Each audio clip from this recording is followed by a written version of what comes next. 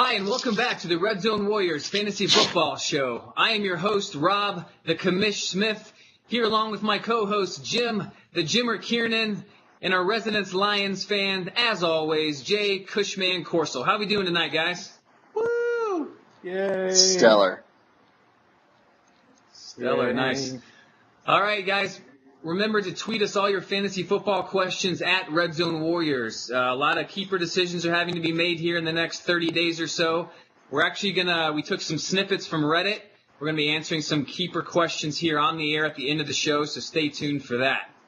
All right, in our next segment, we're going to be covering the latest news and notes around the NFL. It's quite a long segment tonight. There's a lot of stuff going on. Training camps have started, a lot of position battles, injuries, and so forth. So bear with us as we get through this. And we like to call this Around the NFL with the Jimmer.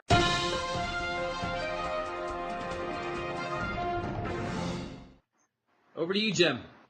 Thanks, Rob. Well, hey, I just want to tell you that's reporting live from tomorrow morning here in Malaysia. Let's go ahead and just start with our favorite, Josh Gordon. He will appeal his one-year ban from the NFL that was handed down to him, which was prior to his recent DUI on August 1st, reports from Adam Schefter. Let's be honest, that's probably not going to do anything to change that situation. Good luck with that, Josh. In similar news, Justin Blackman was pulled over on July 23rd and openly admitted to smoking a blunt while driving to the police officer. Justin, props, bro. Way to be honest, but not going to help. Moving on, David Wilson. He's been cleared by doctors for contact, which means that just don't hit him above the shoulders because you probably actually will kill him. Offensive coordinator for the Jags, Jed Fish, says Toby the Great White Hope Gerhart will be the team's workhorse back for 2014. Who's going to ride that horse to a fantasy championship? Anyone? Bueller? Rob Gronkowski has been cleared for contact and will not be placed on the PUP list according to Bill Belichick, so it must be fact. Gronk was quoted saying that he plans to play the entire season. Yeah. That can't be real. Can't be right. Julio Jones is hoping for a second larger screw, along with his first one, and with some cutting-edge stem cell procedure, will help him play all season and regain his elite status. Not on my team, he won't. Ben Tate, my keeper, has a slight edge to winning running back one position for the Browns over rookie Terrence West. This has become a full-blown competition in Cleveland, along with every other skill position there, which LeBron James apparently is also competing for. Just 1 second, can we pause? I would like to give the Jimmer a hand in his selection of Ben Tate as a keeper this year. Yes. So proud. Practice safe sex. So proud. Go fuck yourself. Practice safe sex. Fucking hate you guys. Love it. You may continue, good sir. Hate you guys. Fucking nailing this one in. All right. Roddy White agrees to a 4-year contract extension with the Falcons. Yeah, that's probably because Julio isn't going to stay on the field. Moving on. Back up. Vic Ballard for the Colts is reported to have torn his Achilles at training camp. So Trent, my worst fantasy trade of all times, Richardson, and Amrad Bradshaw will be a 1-2 punch in Indy. Yeah, that's a 1-2 punch, all right. Speaking of punches, Ray Rice, who knocked out his then-fiancée and dragged her limp body out of the Atlantic Casino elevator, is only getting a 2-game suspension and a fine of $58,000 from the NFL. So let's think back. Brandon Marshall was fined $25,000 for wearing orange and green cleats last season by the NFL. Let's do the math, people. And let's go to Goodell. Suck up, you piece of shit. I would love to hear Goodell's wife take on this and what she really thinks. For a guy getting paid $43 million per year, you think he could have made a better call here. Goodell, you're a douchebag. Jamal Charles has reached a 4-year contract extension with the Chiefs. That makes him the second highest paid running back to Adrian Peterson, taking him from $3.9 million to $8.3 million. And I think we can all agree that that is money well spent. And on to another great running back. Chris Johnson will be limited in training camp, according to Rex Ryan, due to a knee injury. So he won't be known how much he's going to play this year. We just know that he's probably going to suck. So go get him, CJ 0.05K. Could be a 3-headed running back monster for the Giants this season, with Rashad Jennings being the lead back, David Wilson being the change of pace back, and rookie Andre Williams being the goal line back. Yeah, draft them all and hope that something happens. No, never mind. Don't draft them. Browns head coach Mike Pettine said that And the best competition might be between Ben Tate and our guy Terrence West from Townsend. He forgot about LeBron James. And, things look like Cleveland might have just got more interesting. Anyways, more reports on that and Kevin Love being signed. Sidney Rice has retired. Well, there goes the Seattle wide receiver corps, officially. Percy Harvin, savior. He did it for a Super Bowl. Vernon Davis has officially reported to 49ers camp, thus ending his week holdout. Apparently he wants to get them checks. Reggie Wayne has been medically cleared for practice. Now if they can just invent a walker that'll take NFL hits, he might have a chance this year. Chargers grant Danny Woodhead a 2-year contract extension, who finished number 19 in standard and number 12 in PPR leagues last season. Good news for Woodhead and his value to that offense there. It is being reported that Marshawn Lynch is following in Jamal Charles' footprints and claiming that he will be holding out of the Sea Chickens training camp at a rate of $30,000 per day. Stay tuned, Christine Michael. I can sense the puckering of all the fantasy owners that have already declared Lynch as their keeper this year. And of course, Lynch can't, won't, or physically unable to comment due to, Puff the Magic Dragon.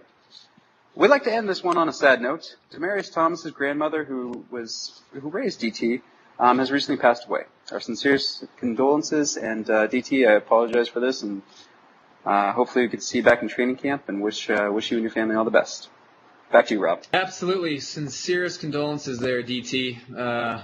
Best of luck this season as well. All right, guys, we are going to continue on to our ADP watch. Cushman, what do you got for us this week? Well, we're moving on up to the east side, to the deluxe apartments in the sky. All right, we're going to start with the guys moving up on the list, and the first one there is going to be our old friend. My back hurts, my shoulder hurts, everything hurts. Rob Gronkowski. He's moved up from the 310 to the 3-4 in the past 30 days. He'll likely continue to rise as we have news that he will not be placed on the PUP list, as we were all predicting. So, Gronk, you're still not going to be on my fantasy team, dude, because week 2, we all know that you're going to be on the IR. Cordell Patterson. Jim, your guy. He has risen from 5'2 to 4'7". Meaning that he will not be on any of my fantasy teams this year, because that's way too early to pick that guy. Here. Rashad Jennings Fantasy has God. risen. We'll see about that, Jim. I think we already put some couch shots on that in earlier episodes, so we'll have to go into the archives and take a look. Rashad Jennings has risen from the middle of the 5th to the end of the 4th round in the past month. However, with the news that David Wilson will be able to go this season. He's been medically cleared, and he's gotten some praise, actually, out of Giants camp. And we also have the rookie Andre Williams, who's going to steal some goal line carries. So Jennings' ADP will likely drop, and it should over the next month. I was really high on this guy, and now, again, David Wilson, just stay on the bench or something, man. Give Rashad a chance. Jay, I'm just surprised it's not one of Jimmer's other keepers. Yeah, It's unfortunate. Yeah, it is unfortunate because that would make. I it even actually funnier. already have a trade in the works for him. There you go. All right, good deal. All right, well, Brandon Cooks of the Saints, ADP has risen from the end of the 8th to the middle of the 8th, which is pretty high for an unproven rookie. Anybody? Tavon Austin last year? Bueller. Yeah. No, thank you. Yeah, no doubt. And Jay Cutler has gone from the end of the 9th to the middle of the 9th. Damn it. Stop rising, Cutler. I was going to sneak you as my backup. Dirty bastard. All right, now let's talk about the guys that are moving down. Dougie Fresh has dropped from the 212 to the 31. So out of the 2nd into the beginning of the 3rd. It's only one spot. He's not going to be on any of my teams this year anyway. I don't trust it. Zach Stacy has fallen from the middle of the 3rd to the end of the 3rd, likely as a result of drafters' concern about Mr. Trey Mason. He's probably going to take a decent role in that backfield, and in all honesty, I don't have faith that Zach Stacy is going to remain the main starter all year. Moving on, Darren, I can't play this week. McFadden has dropped from the 8-12 to the 9-4. Likely due to the masses believing MJD will be the primary running back in Oakland this year, and I am one of those masses. MJD is going to be the guy there. After week 1, when McFadden slips on the proverbial banana peel and can't play. On a side note, the Seattle defense special teams is holding steady in the middle of the 8th round in 12-man leagues. 2 full rounds before the second defense, the 49ers, is going off the board. And 6 rounds before the likes of Kansas City and Cleveland. What the fuck is wrong with you people? Seriously? I honestly hope that people are trolling in these mock drafts. There's my cat, everybody, just so you know. He'll probably be appearing. He's the official show mascot. Hey, I gotta be honest. Can I get Seattle's defense in exchange for Ben Tate as a keeper? You know, that might actually That might actually be a good option for you, Jim. So, anyway, that's it for the ADP watch this week. Back to you, Rob. All right, so as promised, we're going to go ahead get into the meat of our program here. We're going to be talking tonight about how to prepare for your fantasy football draft. So we're kind of taking this from an angle of, people who kind of casual players, or maybe you're playing for the first time, or, maybe you played for a few years, but you haven't been doing so well, and you're kind of hoping for some things we can provide to you to help do better in your fantasy draft this season. So we're going to discuss how to prepare for your draft, and then we're going to be discussing, some of the advantages you can get during your draft, some of the things that we recommend, things that we do during our drafts to kind of help push you along and kind of take you to that new level. So Jay, when you are thinking about, just having a conversation with somebody who might be doing fantasy for the first time or a casual player, what would you say is the number one thing they should look at first and foremost when preparing for a fantasy football draft? Well, first of all, you got to know your scoring system. If you don't, you got to know, was it PPR, non-PPR? What's your defensive scoring? Like the league we're in this year, we fixed it so that the defensive scoring, a score against the defense only counts if the offense scores against the defense. If the other team's defense gets a pick and returns it for a touchdown, it does not count against your defense. But you got to know that kind of stuff. You got to know, is it 4 or 6 point passing touchdowns? The certain positions get bonuses. The running backs or wide receivers get bonuses for, catching a 50-yard pass for a touchdown. Is it a 2-quarterback league? That's going to affect your draft strategy immensely. Quarterbacks are going to go way earlier. Big time. And you're going to need to get at least one really good one. What are the must starts each position? How many flex plays do you have? Is there an IR spot? How many bench spots do you have? All of these things go into, your strategy going into your draft. If you don't know this stuff, you can't do anything. You're screwed. You're going into it blind. It's like, going into a whorehouse with a blindfold on. You don't know what you're going to get. Stuff, and again, preparing for the draft is important. And continuing with that, want to talk a little bit about encouraging your leagues for where they're actually drafting the positions, meaning who's drafting first, who's drafting second, who's drafting 10th. This is all very important stuff, and in our league, we'd like to do fun games based on it. We'd like to bet on, maybe a PGA Tour or maybe a NASCAR race and just arbitrarily pick positions. Instead of it just having reverse order of who got last year gets first pick this year. So we want to be a little bit creative with this. And again, this is important to do ahead of time, at least a month in advance, so that you can actually take the time to do it. Because unless you're us, where you can literally look at fantasy football every day, chances are you're probably going to look at it once or twice a week during the off season. And this is a good time for you to know, hey, this is where I'm drafting, and here's kind of some targets I want. Here's who I think might fall to that position, and here's who I might want to reach for that position. We'll get a little more into the draft here in a second. But Rob, we'll turn it back over to you if you want to add anything to that. Yeah, so just an example of something we did this year for the first time in our Red Zone Warriors League is that we chose to use the NFL draft itself as a way to to pick our draft position. So it made it fun. It was, we're all excited about the NFL starting. The draft is kind of what precipitates all this stuff. So we actually, picked draft namees out of a hat, like the top 10 guys. And then we got to, select which guy that we wanted, kind of guessing at where he would actually go in the draft. And then when the draft was over, in whatever order those guys actually went is the order in which we got to choose which draft slot that we prefer and want. And we did that. We've already nailed that down. Of course, the draft is, months over with now, but We went ahead and selected our spot a couple weeks ago, so we have plenty of time to prepare. And that's the point here.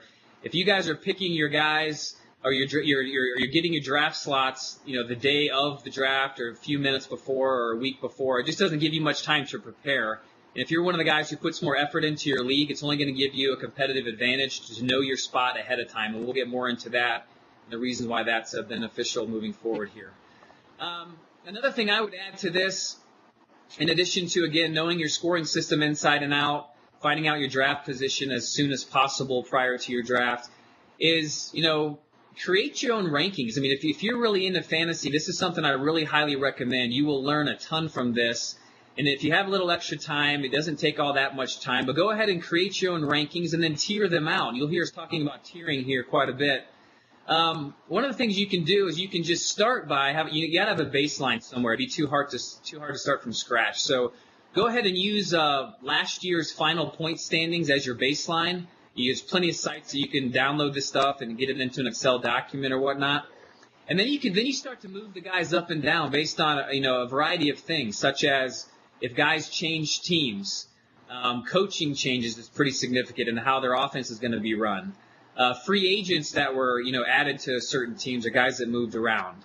Where did the high drafted rookies get added to what teams and how that's going to affect the current skill players in those positions on those teams. You look at players who got a really high workload last year. And some of the guys who you think are going to break out, some of those second-year receivers and, second-year running backs that you think are going to, have another year of development under their belt and really break out like an Andre Ellington possibly for this year. You can look at strength of schedule to some extent as maybe a possible tiebreaker before a couple guys if you're not sure who to rank higher. It's something fun. We've been doing this for years. We enjoy doing that. If you're not that into it or you just frankly don't have the time to do it, then obviously you can go to redzonewarriors.com. You can look at our rankings. But the bottom line is, preparation is the key for heading into your draft. You have to be prepared and feel prepared so you make good decisions. So if you feel comfortable using someone else's rankings, then go ahead and do that. And there's some other options here for you as well. We'll go ahead and plug some of these other guys that have been doing this for a long time. Fantasy Football Guys is, of course, a great site for that. Fantasy Guru, 444 with John Polson, Fantasy Pros, Gridiron Experts, the Draft Sharks. There's just a variety, a couple half dozen sites there that you guys can check out. And if you don't want to use their rankings, you can still look at some of their sleeper lists and so forth, and just kind of get yourself prepared, for going into your draft. So Jay, anything else that you want to add to how to prepare for your draft? Yeah, you got a mock draft. Like the Jimmer was saying earlier, find out your draft position early, and one of the main reasons to do this is so that you can go on, one of these sites like Fantasy Football Calculator or Draft Experts, whatnot, and mock draft. And if you know your position, it saves you a lot of time, because if you don't know your position, what you have to do is you've got to do multiple mock drafts from the beginning of the draft, the middle of the draft, the end of the draft, from all different positions to try to figure out what strategy is going to work best for you to get the guys that you want.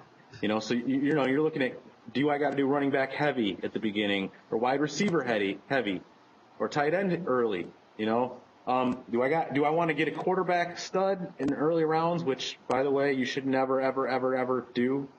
Or do I want to do it, late quarterback streaming, or, take a guy like Stafford in the 5th or 6th round? Or do you want to do best player available, which is usually what I do, or a combination of all these things? Your draft spot, like I said, it's going to dictate a lot of your strategy to you. So the earlier you find out, the more mocks you can do. I mean, I literally do, and much to my wife's dismay, hundreds of these things every offseason, because I want to know exactly what's going to go on. When I walk into the draft, I want to be like, okay, here's the guys I'm going to get, most likely. I mean, weird things can happen to anybody, but I want to know as much as I can about what's going to go down and who's going to be available and who's not going to be available. So, and you can look at things like, possible areas where guys make runs on certain positions and stuff like that. So some of the sites you can go to for it: Fantasy Football Calculator, My Fantasy League does them, ESPN does them, Yahoo, CBS, NFL.com. They all have mock draft sites. Another tool I like to use for mock drafting, because I'm in a keeper league, is Fantasy Pros has a draft wizard. And what they do is you're not actually drafting against other people online. You're drafting against expert picks and ADP and whatnot. They have an algorithm, but you can put keepers in. There's a lot you can do. I use that a lot in my keeper league so that I don't have to go into a mock draft and be like, well, I can't get Calvin Johnson because he's being kept, and have to pick somebody else. And it just doesn't work right for you to see what's really going to happen. So definitely use that. It's a great tool if you have a keeper league. So, Jim, you got anything else you want to add to this here? Yeah, some final thoughts before we talk about, during the draft. This is a good time. I mean, usually the leagues a lot of people are in, especially as neighborhood leagues or friend leagues. Go have a couple extra beers with your buddy and maybe have a few more glasses of water and pick their brains, see what they're looking for. If you can find out someone they're really high on and someone that they'll reach for, then you can either slip back and maybe be able to get someone that will be available to you there. So you kind of can actually formulate a lot of your opinion from them. Again, it's also speculation too, because a lot of times guys will say anything they want to say just to throw you off. Mostly like, oh, hey, I'm taking a kicker in the third. I'm not always going to buy that. Sometimes it happens, though. You'd be surprised. But let's actually get into the actual draft and how that works. So, Rob? Yeah, well, let me just do a quick recap here, guys. Just the big points to hit on here. Be prepared. Try to find out your scoring system ahead of time. Really know that inside and out. Encourage your league to go ahead and pick your draft spots well before the draft, so you have time to prepare. If you have time to do your own rankings, we highly encourage it. You'll learn a lot about the different guys in the league, and it'll really help you out in the long run. And then again, just to mock draft. And you have to understand anything can happen in your actual draft, but mock draft definitely does help. Especially if you know where you're drafting from, you can really get a good sense for what kind of guys would be there and what sort of tiers that you have and where things are going to fall out. So just really encourage you guys to do that. But yeah, so let's move on. So some of the things to think about, during your draft. So first and foremost, we've been talking about preparing for your draft, but actually, you're preparing for it, and then prepare yourself when you show up on that actual draft day. Show up with your rankings, or if you did your own rankings, show up with them, or print out the rankings from whatever site, hopefully Red Zone Warriors, that you guys used. I'd also recommend showing up with an ADP list. That's the average draft position list. There's several sites that have it. We typically go to Fantasy Football Calculator, and bring a cheat sheet with you, because that way. You can look at where guys are going. You don't want to reach too far for guys. We'll talk about here in a little bit, but you can reach a round or so, but just make sure you don't reach 4 or 5 rounds because you like a guy when you can just wait a couple rounds and definitely get him. So that's why you have the ADP list there. It's just a helpful tool. There are also many software programs that you can use. You can import in your own rankings if you'd rather. Jay talked about Draft Wizards at Fantasy Pro. That is a great site. You can do a mock draft in like 10 minutes literally, so you can get through a lot more mocks and so forth. And it has the ability, again, to input your own keepers and your own rankings and your tiers into these draft software. So you can actually take your computer to the draft, open up this software, and it'll prompt you as to which guy, according to your own rankings or the rankings that you trust, is who they recommend you drafting in that position. Yeah, so that definitely covers that. Jay, anything else you can think of for what you do during your draft? Yeah, really important here is to be safe in your first couple rounds of your draft. You don't want to get crazy and reach for anybody in the first 2 to 3 rounds. I'd even say 4 rounds of your draft. Don't reach for anybody in this time. And you got to think about it. The mantra has been you can win your league with the first couple of rounds, but you can also lose your league in the first couple of rounds. 50% of the running backs that are drafted in the first round don't end up at the end of the year with scores that reflect that they should have been drafted in the first round. So, that's a big deal. There's, 5, 6 running backs drafted in the first round, maybe 7, but half of those guys probably aren't going to finish like they should have been drafted there. So you might want to consider taking higher end wide receivers there. It's a safer pick, it's a safer bet. Now, I've always been a little bit of a gambler. I like to take the running backs in the first round, but it has come back to bite me in the ass. That is the truth. And, I will attest to it. Be safe. Don't be stupid. You can take those flyers and, 5th, 6th, 7th, 8th rounds. You can take flyers on guys, and they'll hopefully pan out for you. Jim, anything to add? Yeah, actually, I would just like to add to that. I think I saw recently that statistics showed that 30% of your scoring throughout the year actually comes from your first 2 rounds. So you definitely don't want to gamble too heavily on any of those first 2 rounds. 3rd and 4th round, yeah, you might be able to maybe reach around for a guy, but you don't want to go too deep there. And like you're saying, definitely later in the draft, that's when you can start to gamble a little bit more. But what I want to talk about really, though, is the position runs, okay? So basically what happens, you'll see everyone, maybe drafting in the rounds 5, 6, 7, maybe see nothing but a whole round of just running backs being drafted. And when that happens, basically, when everyone's zigging, sometimes it pays off to zag and basically go against that. So necessarily you don't need to follow the trends of what's going on with other guys.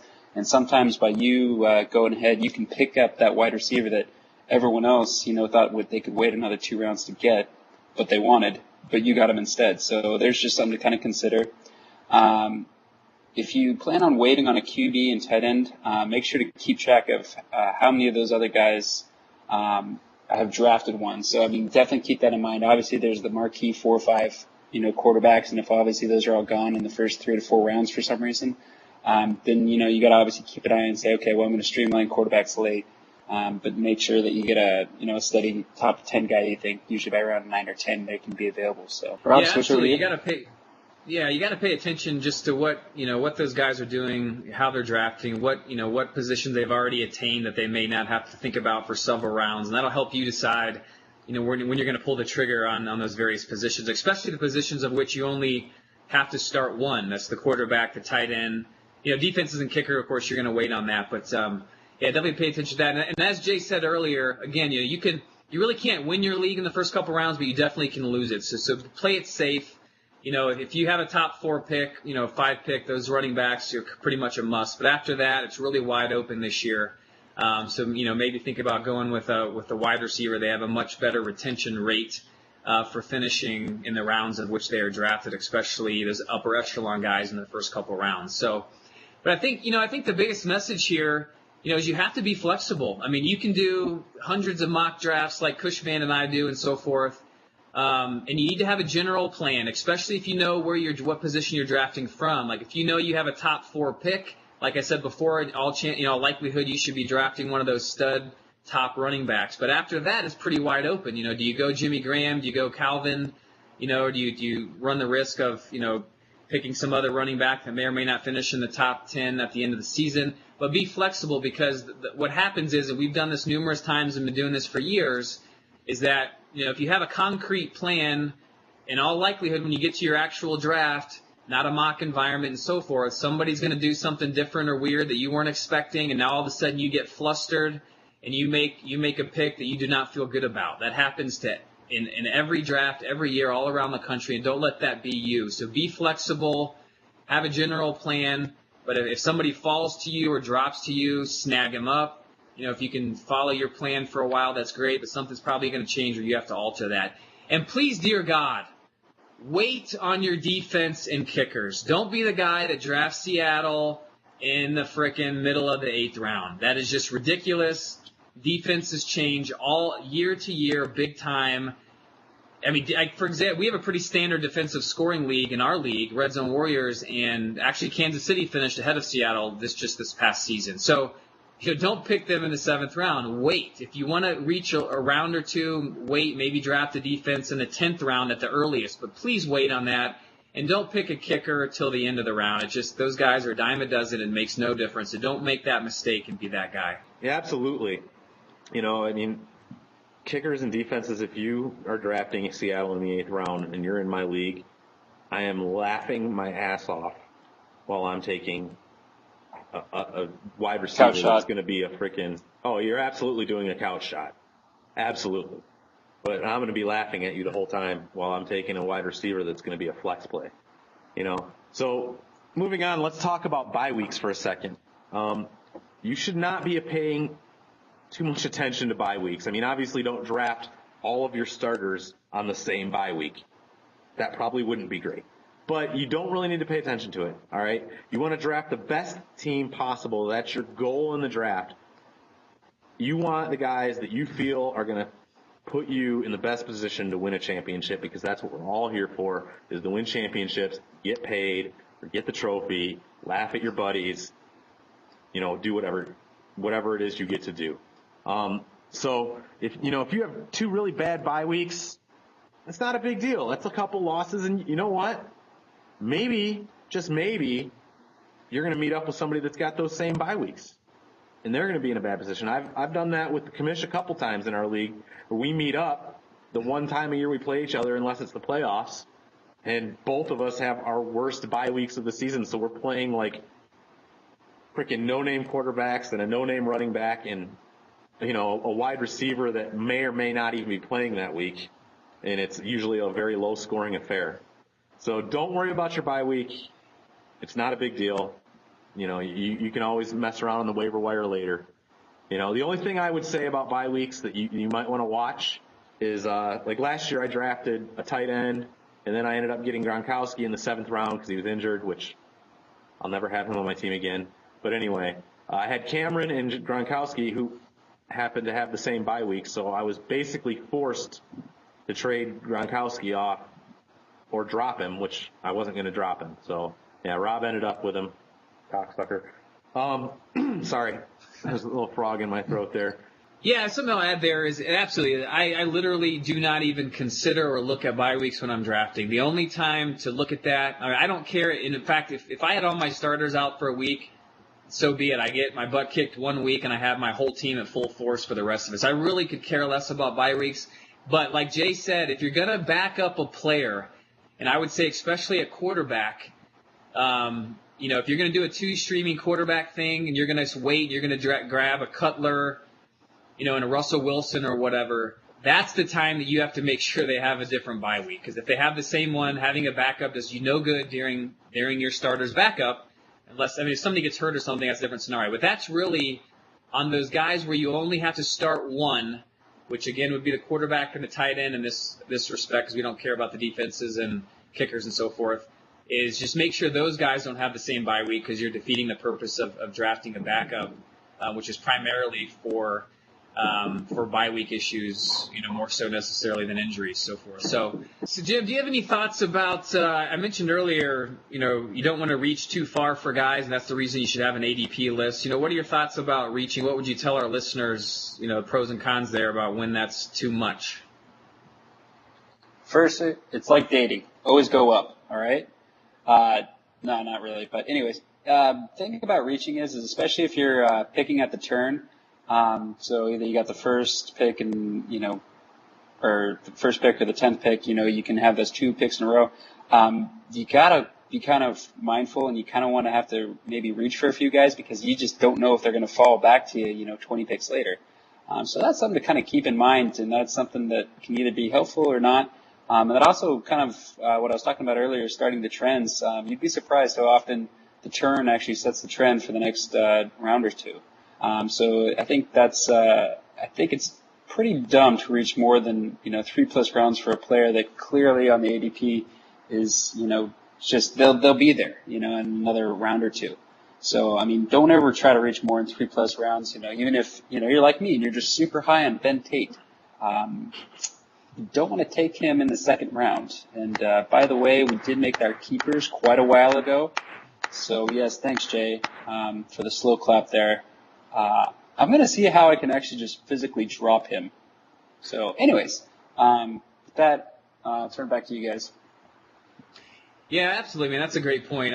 That's one of the reasons that I kind of like, I don't mind drafting at the turns necessarily.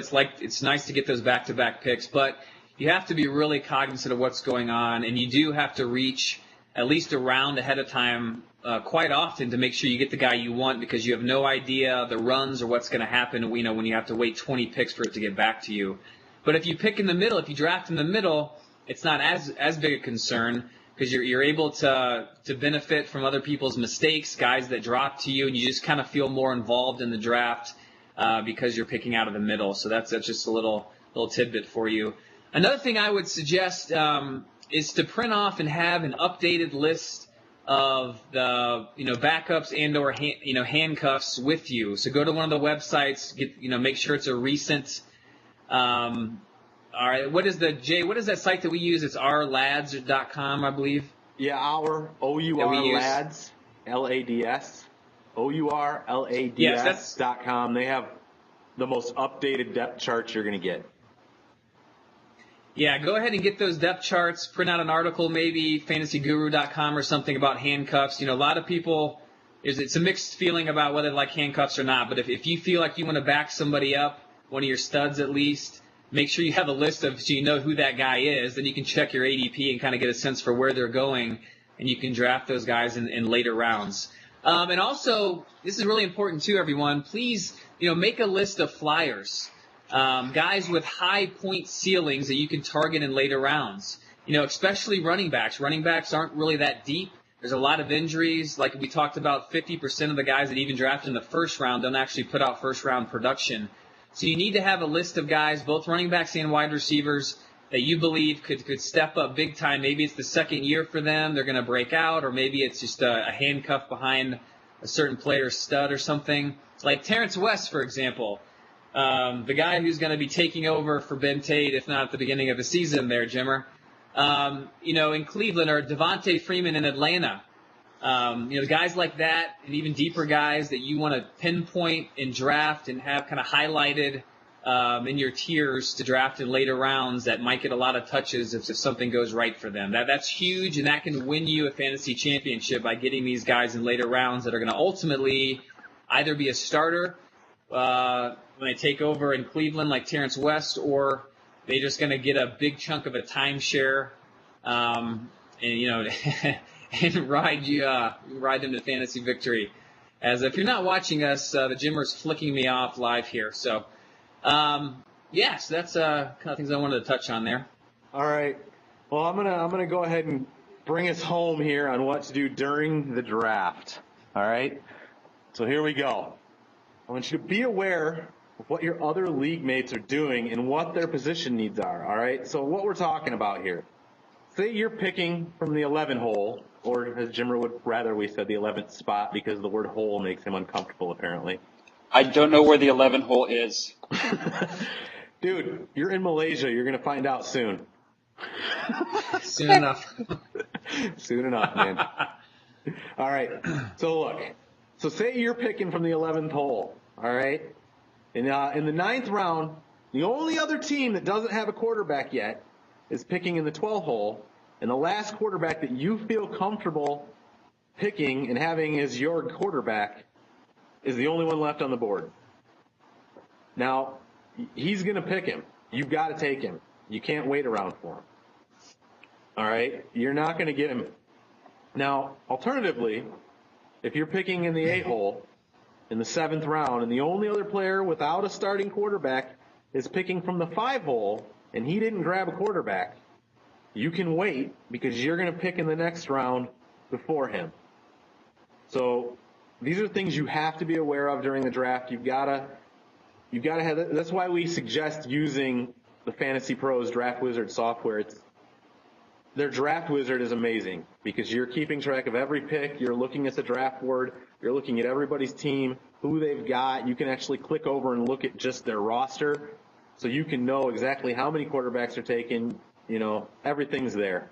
And you've got to be cognizant of this, or else you're going to end up looking on the board thinking, all right, I'm going to take my quarterback now, and the only quarterback left is going to be like Ryan Tannehill or Geno Smith or something like that, and you're going to just be like, fuck my life.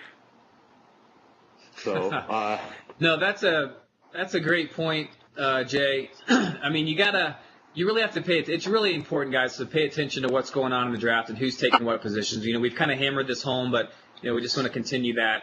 The only thing you have to be cognizant of that I will say, and this actually burned Cushman last year, as he mentioned, is that, somebody maybe who's not as experienced or whatnot might pull the trigger on their second quarterback before you get your first if you wait too long. And that's just why you have to be cognizant. And that's why you have your draft board. They're all color-coded at all the positions. You're going to easily be able to glance at it and say which color the quarterbacks are and which guys already have one. But just have your list, have your tiers, and be smart about when you pick a guy. Because if you have 2 picks and like at a turn or something, then you can grab a skill player and then wait and grab your quarterback at the turn. So just be cognizant of that. So, well, that kind of wraps it up for us as far as, how to prepare for your draft, what's the best way, some things to think about, and then some strategies to be considering and utilizing during the actual draft itself. So feel free to tweet us any questions about that at Red Zone Warriors. And as promised at the beginning, Jay, why don't you take us through what we did at Reddit here recently? Yeah, so what I did is I'm the Redditor of the group, and I am frequently on our fantasy football. And what our fantasy football does is they have specific threads for people to ask keeper questions, and people will answer those questions. So what I did is I went and I picked 4 questions at random out of, I believe, Thursday's keeper thread, and we're going to go ahead and answer those. So what I'm going to do is we're going to give the name of the user and their question, and we're going to let the commish, in all his wondrous glory of knowledge, answer these questions. And we will be posting this to our fantasy football, at least this segment. So the first question is by user North Country Winters. He's in a 12-team PPR. You lose the draft round pick for the round the keeper was drafted in 2013. That's exactly what we do. He can keep 3. He doesn't have to keep any, but he can keep 3. You got that, Kamish? All right, so here's his choices.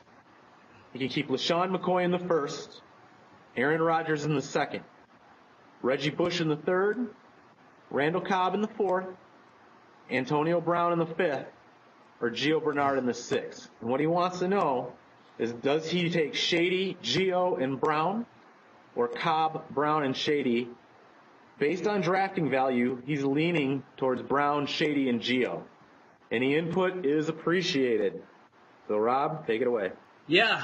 Well, first of all, I would say that North Country Winters, you might live in your neck of the woods there. Yeah. Michigander. Yep. Well, I was just up at the greatest of North Countries, of the Keweenaw Peninsula, of the Great Upper Peninsula, where the waters of Lake Superior were a balmy 60 degrees. Is that English? Nice. What's that, Jim? Is that they speak English up there? They speak Eupidism. Yeah, eh? They sure do. Up into UP. Whoa. About to go get a Labatt Blue, eh? Yeah, you hoser.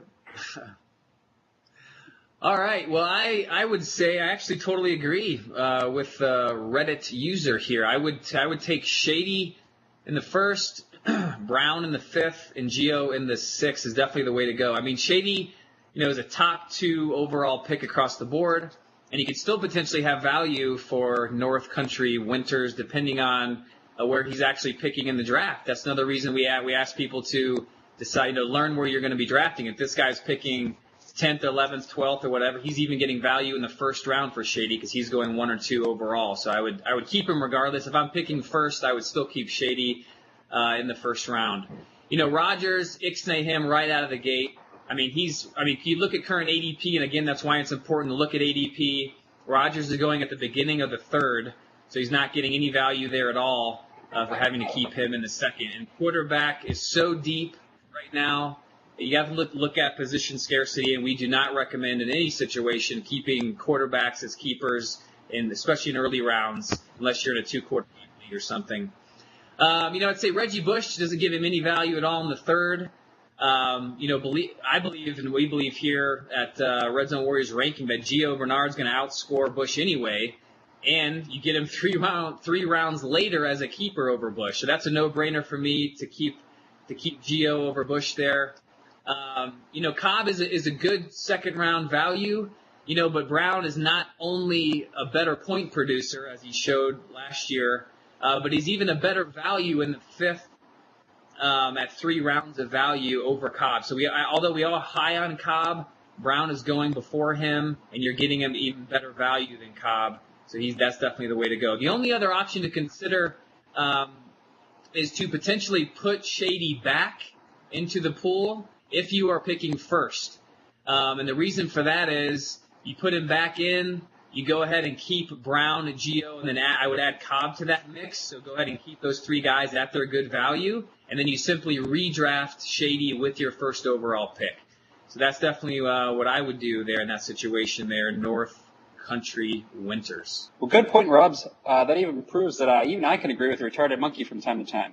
So next question, A-Dub-FTW. His question is, need help selecting my keeper. I have attached the scoring and my team, and I'm torn a couple of ways. The player in question are DeMarco, Demarius, Jordy, RG3, and Jordan Cameron. 12-team PPR league. Please advise. Thank you in advance. So, Rob, you already had a chance to look at the scoring and his team. Thoughts? Yeah, well, I'm going to assume from this that he's only getting to keep one of these guys, and he's not saying anything about rounds that these guys have to be kept. So value in this situation is irrelevant. You simply want to keep the best player that you possibly can, at their position. So, RG3 for me is out again because there's no value for him. You're not telling me you're getting him in the 16th round. Plus, I looked at the scoring system, and it's 4-point passing. Quarterback is so deep. Again, we're not going to be keeping a quarterback and not keeping RG3 in this example. Cameron is a good player. He did great, especially the first half of the season last year as a breakout guy. But he's not. He's fourth or fifth at his own position. And again, there's no value being retained here, so I would pass on Cameron as well. DeMarco, he's frankly an injury-prone player. He's not even in the top 5 at his own position in ADP, so he's out for me. So basically it comes down to Jordy Nelson or Demarius Thomas. And although, we here are super high on Jordy Nelson this year, they just signed him to a 4-year extension there in Green Bay for like $39 million and $14 million guaranteed. So they're clearly high on him as well, and he'll get a shit ton of balls this year. But the clear-cut number one answer here is Demarius. Demarius is the best player on this in this question. He's the best player at his position. He's ranked 1 in my rankings for sure, and he finished as the number 1 at his position last season in the most productive offense of all time. So my answer is Demarius Thomas. All right, Demarius it is. All right, so our next question is coming from user Pagels. And please forgive us if we're pronouncing your usernames wrong. We're kind of dumb. What can we say? So he has a 0.25 point PPR league, so it barely matters, he says. He loses the same round he was drafted in last year. So wherever the player was drafted last year, that's what he's got to give up. So he gets to keep 2. He has 16 teams, so times are usually tough on the waiver wire. He can keep Jimmy Graham in the 2nd. Reggie Bush in the 3rd, Gio in the 5th. He knows he's keeping Jimmy. Good choice. But he doesn't know about Reggie versus Gio. I think I already know where this is going. But, Kamish, lay it out for him. Yeah, we kind of touched on this earlier. So, of course, Jimmy Graham is a lock. I mean, keeping him in the 2nd, he's going in the 1st, especially in a 16-round league that's deep. Yeah, that is a lock for sure, and I hope for you that you're drafting in the 16th hole to get even better value for Jimmy. But he's clearly a lock there. Gio is going a full round in front of Bush, and he's doing it for a reason. He's a better player. He's going to outscore Bush. There's similar players in similar roles, but we have Gio ranked higher, as does most of the fantasy world, quite frankly. Gio's a younger player. He's one of these second-year breakout guys who had an incredible rookie season. And he has a better shot, frankly, of not missing any games, unlike Reggie Bush. Reggie Bush is an injury-prone guy. You're probably going to miss 2, 3, 4, 5 games from him. And Gio doesn't have a guy like, Bell there, sitting there, who's being talked about getting up to 50% of the touches there in Detroit. So Gio is the way to go, and the fact that you get him in the 5th is even a better value than Bush. So the answer is clearly Big Jimmy just got paid Graham, along with one Mr. Gio Bernard. All right, I just want to add one thing to that. I was actually on my way home today. at a McDonald's somewhere in the Upper Peninsula in the middle of nowhere, and I picked up a Detroit Free Press sports section that talked about the way that the backfield was going to work this year in Detroit, most likely. And it is actually looking like Bell is going to be the main back.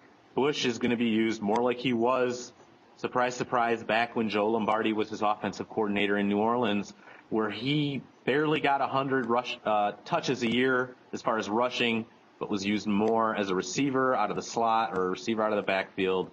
And don't forget, they're also talking about Theo Riddick being used quite a bit. So this is a possible three-headed monster in Detroit, which, as a Detroit fan, I'm fine with. But as a fantasy owner, I will not be keeping Reggie Bush off my squad from last year, and I probably will be staying as far away as possible from Lions running backs unless they drop very far. Yeah, Jay, isn't Mikel LaShore going to be potentially a goal line back there as well, just to cluster it up even more? Actually, what I'm hearing is that he's a possibility for that, but they think that they can use Riddick and Bell for that quite a bit too. So I don't know how much LaShore is going to get playing time. He'll probably get some, which doesn't add to any confidence in taking any Detroit running backs as a fantasy option. But like I said, I would stay far away from Reggie Bush. I agree with the commish here, and stay away from him and take Gio. He's going to put up more points anyway. So, Jim, I believe you've got the next question to ask. Yeah, I think actually I got the last question. It's from Reddit user Drew Bice, or in French that's Drew Beachy. Anyways, the question is 12-team league, 0.5 PPR, 2 keepers per team. Each keeper takes the place of a certain round's pick in the year's draft based on where they were drafted last year. The players' rounds I have options are as follows. Lacey in the 2nd, Morris in the 6th, Stacy in the 9th.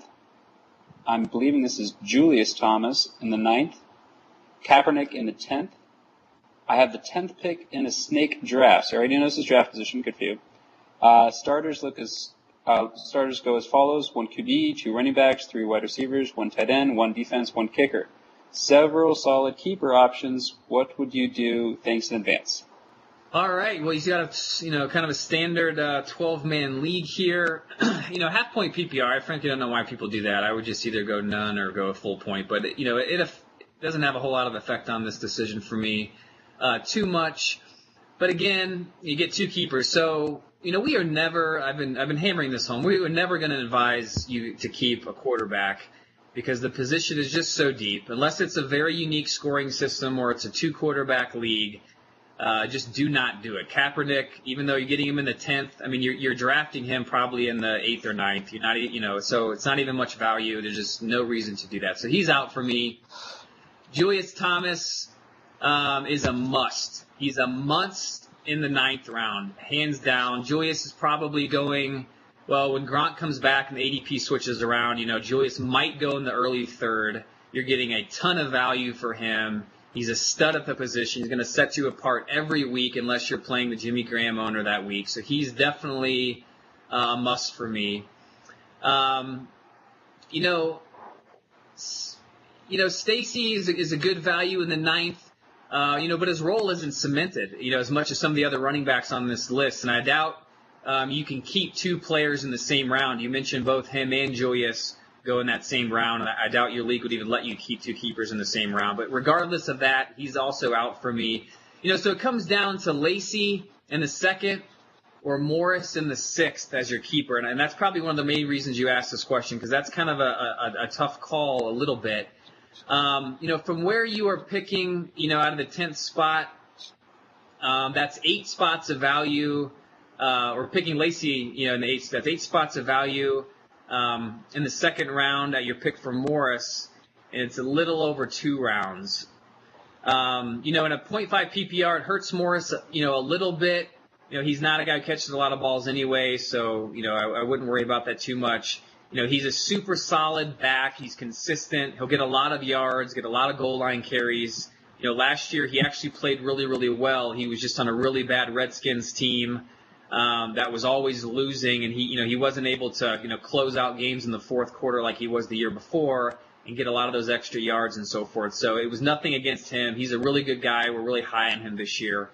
If I were you, I would try to find out from your league mates, who they're keeping, and if any of them are keeping players in the first round, so you can kind of get a sense, for which pick you might truly get there, in that spot. You really can't go wrong either way, in my opinion. But without knowing any more specific information to your league or getting any more insight on some of the other guys and who they might be taking in that first round, so who might be available to you in that 10th spot, I would probably just go ahead and keep Lacey, in the second, unless you think you can draft him in the 10th spot. Maybe he'll be available for you if a lot of guys are keeping first-round keepers in the 9 spots before you pick. So that's what I would recommend, just going ahead and keeping Lacey, and go ahead and go with the lock of Julius Thomas there in the 9th. Thanks, All Rob. right, absolutely. I think that wraps it up here for tonight. We talked about what to do, prepare for your draft, what to think about during your draft, and went ahead and answered some questions there for some of those guys on Reddit. All right, on our next show, we're going to be breaking down the major training camp headlines and position battles in the AFC. So join us in 2 weeks for that. In the meantime, go to Red Zone Warriors, where you can watch previous episodes, see our rankings, and subscribe to and rate the show via iTunes.